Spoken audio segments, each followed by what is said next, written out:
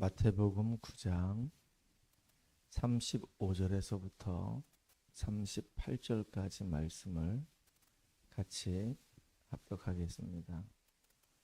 예수께서 모든 도시와 마을에 두루 다니사 그들의 회당에서 가르치시며 천국 복음을 전파하시며 모든 병과 모든 약한 것을 고치시니라. 무리를 보시고 불쌍히 여기시니 이는 그들이 목자 없는 양과 같이 고생하며 기진함이라. 이에 제자들에게 이르시되 추수할 것은 많되 일꾼이 적으니 그러므로 추수하는 주인에게 청하여 추수할 일꾼들을 보내주소서 하라 하시니라. 아멘. 오늘 기도 수첩 제목은 예수님의 비전입니다. 예수님께서 제자들과 함께 모든 성, 모든 촌을 돌아다니면서 병든 자를 치유하시고 또 귀신 들린 자를 치유하시면서 예수님이 바로 그리스도라는 사실들을 보여주셨습니다. 그런데 가는 곳마다 이렇게 병든 자들이 너무 많은 겁니다. 이 병든 자를 보면서 예수님이 지금 하시는 탄식이에요. 그리고 또 회당에서 예수님이 성경 말씀을 이게 가르쳐 주셨는데 하나님 말씀을 풀어서 예수가 바로 그리스도라는 사실을 증거했는데 문제는 뭐냐면 무리들은 그 회당에서 이렇게 말씀을 들을 수 있는 그런 기회가 없다는 거예요. 그러니까 무지에서 복음을 못 깨닫고 또 가는 곳마다 병든 자가 많아가지고 그 병든 것 때문에 고통당하고 막 온 천지가 다 이렇게 영적으로 시달리고 있는 사람밖에 안 보이는 겁니다. 그래서 예수님이 37절에 이런 말씀하시는 겁니다. 추수할 것은 많되 일꾼이 적으니 그러므로 추수하는 주인에게 청하여 추수할 일꾼들을 보내주소서 하라. 이렇게 말씀하셨어요. 현장에서 이렇게 죽어져가는 영혼들, 방하는 영혼들 보니까 목자 없는 양같이 이렇게 유리방하는 모습 보니까 너무 마음이 아픈 겁니다. 그래서 각 지역에서, 각 지방에서, 각 성에서 말씀 운동을 제대로 할 수 있는 이런 추수할 일꾼들을, 제자들을 보내주소서 하라. 저도 지금 이제 교회를 시작한 지가 꽤 됐지만은 기도하고 있는 제목들이 있습니다. 하나님이 나에게 주신 비전이죠. 우리 교회를 중심으로 해서 원주 지역에 또 강원도 지역에 조금씩 성경적인 전도 운동 할 수 있도록 복음으로 인생의 결론 내고 담는 이런 제자들이 일어나서 그 제자들을 중심으로 해가지고 현장에서 이렇게 흑암 세력이 막 무너지고 하나님이 예비된 사람들을 한 명씩 찾아내서 지역을 이제 소리 없이 이렇게 빛을 비추며 자각하는 그 응답을 누리길 원하는 겁니다. 그리고 그거로 끝나는 것이 아니라 우리 후대들에게 제대로 언약을 전달해서 이 후대들이 또 앞으로 다가올 이 미래를 재앙을 막을 자로 이렇게 세워지는 그 응답을 놓고 계속 기도하고 있어요. 특별히 이번 주에도 잠깐 말씀드렸지만은 우리 성도님들이 강단의 말씀을 계속 묵상할 수 있는 힘이 있다고 한다면, 그 말씀 붙잡고 계속 우리가 정시 기도할 수 있는 힘이 있다고 한다면, 그 성도 한 사람 때문에 교회 영적 분위기가 바뀌어지고 그 성도 한 사람 때문에 가정과 가문과 현장의 변화가 일어날 거라 저는 확신해요. 참 이게 중요하죠. 강단 말씀 붙잡고 우리가 묵상하고 그거 붙잡고 기도하고, 그래서 은혜 받고 응답 받은 내용 갖고 서로 포럼하고, 그리고 내가 있는 현장에 나하고 관계된 사람들 놓고 이 사람에 대한 하나님의 계획이 무엇일까라고 생각하면서 기도하고, 그러면서 전도의 방향 맞추고 선교의 방향 맞춰서 우리 인생의 삶을 살아간다고 한다면 분명히 뭔가 많이 달라질 거란 말이에요. 우리는 그런 가치 있는 인생을 살아가는 주역 되기 바랍니다. 그 성경에 보게 되면 좀 이렇게 비교가 되는 사람들이 몇 명 나와요. 야곱하고 에서. 야곱하고 에서를 보게 되면 에서는 겉으로 볼 때는 되게 남자다워요. 그리고 늘 사냥을 좋아해요.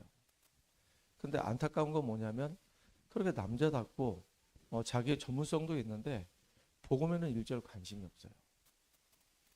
근데 야곱은 어머니 품에 안겨가지고 어머니와 함께 가정일을 도와요. 그런데 어머니의 뭐 심부름도 열심히 하고 참 다 좋은데 좀 성향이 좀 약간 얍삽해요. 인본주의를 많이 쓰는 성향이에요. 근데 중요한 건 뭐냐면 이 야곱에게는 복음에 대한 열망이 있어요. 하나님의 언약에 대한 열망이 있어요. 결국은 에서는 쓰임받지 못했고 야곱은 이름이 바뀌면서 너는 더 이상 이제 야곱이라 하지 말고 이스라엘이라 하라 하면서 하나님 앞에 쓰임받는 사람으로 바뀌었단 말이에요. 참 그 중심 속에 뭐가 있냐가 굉장히 이게 중요한 겁니다. 또 사울왕과 이 다윗을 좀 이렇게 비교하게 되면 사울왕 같은 경우는 왕이 되기 전에는 모든 사람들이 볼 때 저 사람 참 하나님 정말로 잘 믿는 사람이다. 그리고 참 사람이 됐다. 그리고 신실하다. 이렇게 인정을 했단 말이에요. 그래서 사울왕이 이스라엘의 초대 왕이 된 겁니다. 근데 왕이 되고 난 이후에 사울왕이 완전히 사람이 바뀌었어요.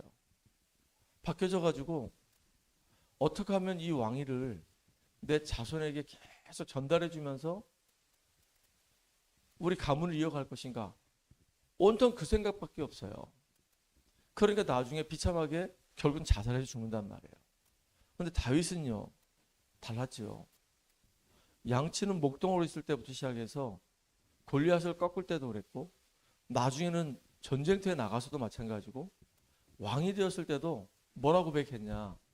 내가 왕궁에 있는 것보다 왕궁에서 첫날 있는 것보다 내가 성전에 문지기로 하루 있는 것이 더 낫다라고 얘기할 만큼 이 다윗은 성전을 사모하고 하나님을 사모하고 말씀을 사모했단 말이에요. 그러니까 또 다윗은 최고의 왕이 될 수밖에 없는 겁니다. 이렇게 비교가 되는 사람도 있단 말이에요. 또 요셉하고 요셉의 형들이 있습니다.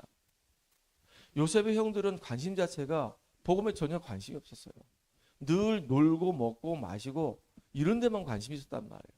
육신적인 데만 관심이 있습니다. 그런데 요셉은 언약에 딱 관심이 있는 거예요. 하나님이 나를 통해서 해와 달과 열한별이 절을 하는 꿈을 주셨기 때문에 그래 이 당시에 최고의 강대국 저 애굽에서 복음 전하고 전 세계 살리는 그 사명이 내게 있다. 벌써 요셉은 어릴 때부터 하나님 주신 그 언약 안에서 뭐가 확실했냐? 비전이 확실했단 말이에요. 그러니까 많은 어려움을 겪었지만은 오히려 그 어려움들이 하나님의 계획을 이룰 수 있는 중요한 발판들이 됐고 결국은 애굽의 총리가 돼가지고 전 세계에 쌀 장사하면서 하나님의 나라를 이루는 응답이 주역이 된 겁니다. 이 평상시에 일상 속에서 하나님 주신 그 비전을 늘 가슴에 품고 기도하면서 살았던 요셉, 다윗 이런 사람들은 정말로 최고의 응답을 누렸단 말이에요. 오늘 우리가 우리의 일상 속에서 정말로 하나님의 언약 붙잡고 기도할 수 있는 힘이 있다고 한다면 달라지는 겁니다. 최고의 응답과 축복 누리는 저와 여러분들이 바랍니다. 특별히 모세 같은 경우는 이스라엘 민족들이 완전히 지금 애굽 땅에서 비참하게 종살이 하는 가운데 그 속에서 하나님 주신 비전을 붙잡는 거예요. 여러분도 알다시피 모세는 태어나자마자 당시에 헤롯 왕이 2살 미만 다 죽이라는 겁니다. 근데 어머니 요게벳이 그렇게 할 수가 없어가지고 조용히 숨겨서 키우다가 이제 하나님의 지혜를 얻은 거죠. 갈대 상자에다가 이 모세를 띄워가지고 나일강에서 바로 왕의 딸이 목욕하는 그 시간을 알고 이 갈대 상자에 띄워서 이렇게 보낸 겁니다. 그래서 이 모세는 왕궁에서 40년 생활하게 되고 또 이스라엘 사람하고 애굽 사람하고 싸우는 그 가운데에서 애굽 사람을 돌로 쳐 죽이고 도망가서 미디안에서도 40년 보냅니다. 그렇게 나이가 80이 돼서 아무 힘이 없고 아무 능력이 없는 그때 하나님의 부름을 받아요. 참 이게 놀라운 겁니다. 그때 이 모세 가슴 속에 있던 언약적인 한이 그 하나님 부름 속에서 이제 스파크가 막 일어나는 겁니다.